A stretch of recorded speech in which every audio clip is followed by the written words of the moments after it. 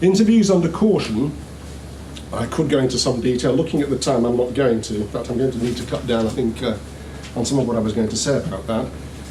Please bear this in mind. The terms of the caution, to paraphrase, are you are not obliged to say anything, but if you fail to reveal something now you later rely on in court, it can be held against you by what's called an adverse inference. So it's a very important point. It's the first time you've got, probably, to put your version of events on the record. So it needs to be full, it needs to be thought out, and it preferably does not need to be a reaction to questions that you haven't the slightest clue are coming. There's information in the pack about disclosure.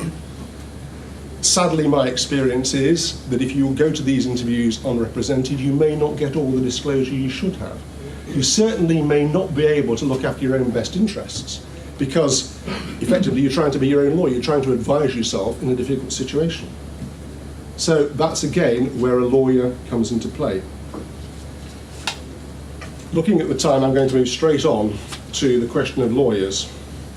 Now obviously this is a conference that's being presented by Woodfines. Strapline refreshingly approachable, and of course we've got an interest in representing people in your industry.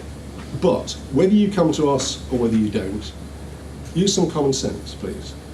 One anecdote, true story. Some years ago, client prosecuted with 7 other managers at the fairly large business he was in for fraud. Over £30 million alleged against him and the others.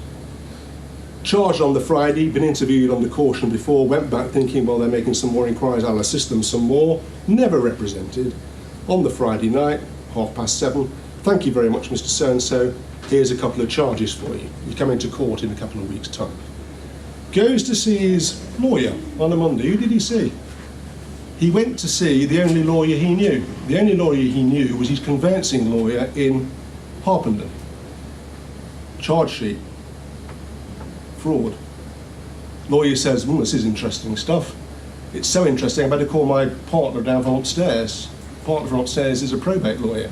He looks in the book. Maximum sentence 10 years. You're going to get 10 years for this. And that's the advice he got. That was how he was left to deal with it. No recommendation to anybody else. We'll look after you if you want us to do that. Now, frighteningly, there are people like that out there. In due course, and it's no great trumpet I'm blowing here, as a fact of life, he came to our firm. We are experienced in this, we dealt with him. He was the first one, after 12 weeks, which only covered the prosecution case, to be acquitted. That's before, at the end of the prosecution case.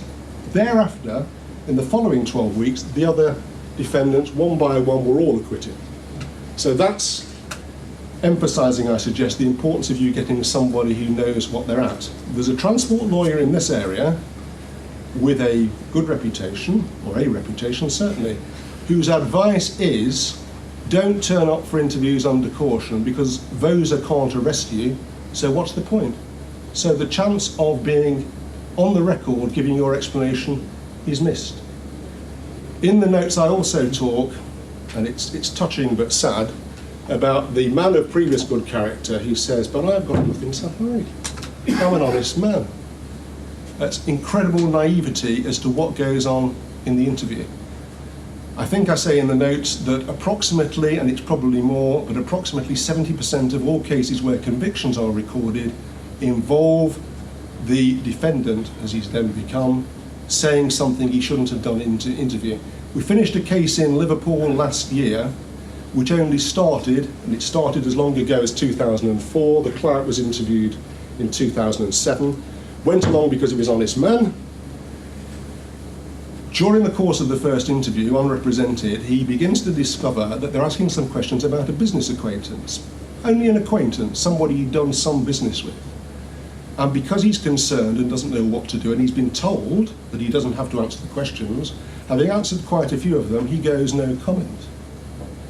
When we go back with myself, 6 months later, he tries to say, well, I did that because of X, Y, and Z. That was a significant part, the fact he had not commented, a part of the first interview, as to the decision to prosecute him. Thankfully, after I think it was 11 weeks that ran from September to beginning of September, end of November last year, he was acquitted with most of the others. His business acquaintance got 4 years to do with an HMRC prosecution for evading duty on fuel.